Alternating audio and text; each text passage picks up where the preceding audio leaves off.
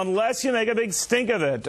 You just have to know how. Real estate investor Dani Babb knows. So you can go and what? What do you do? Well, the very first thing you need to do is remember to pay your property taxes anyway. And if you believe your property tax assessment is incorrect, it could be based on your appraisal. Say you bought your home between 2000 and 2006. About 90% of those people are being overtaxed. 60% of people nationwide are being overtaxed.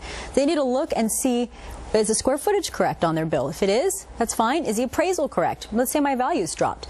They need to contact... But do you have to pay for your own appraisal then and send it to them? You sure will. You sure will. The very first thing that you're going to do is you're going to pay, and you're going to pay in protest. You're going to write paid in protest on that check when you mail it in. Then you're going to contact them and you're going to find out step by step, what do I need to do to file a protest? They're going to give you a list of things. Among them are going to be things like photographs and an appraisal. You'll then contact an appraiser. You can find one by going through a bank, by going through a real estate agent. Contact a reputable one. You may need two, probably between $200 and $300 unless you have a very large home. It could be upwards of $700 to $1,000. And then you're going to follow the rules step by step and give them all the documentation that they need and wait anywhere between 6 weeks and 3 months for an outcome. And most times you do get the reduction. Most of the time you do. I've done 5 very recently myself. The government is great at raising our taxes, not so great at automatically lowering them. But this is your right. It has to be assessed properly. And then try, if you absolutely can, to get them to talk to you in person, because it's very easy to write back no to an email, but it's much more difficult. Some of them sound to me like Lily Tomlin and laughing, like one ringy dingy to it, and it's like really insufferable.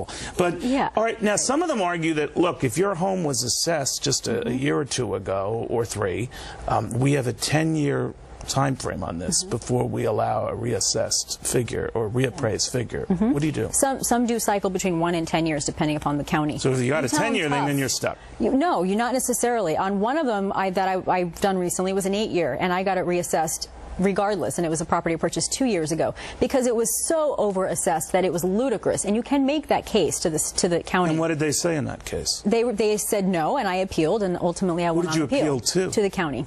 You appeal to the county. So in other words, if your local assessor says no, you can go over there.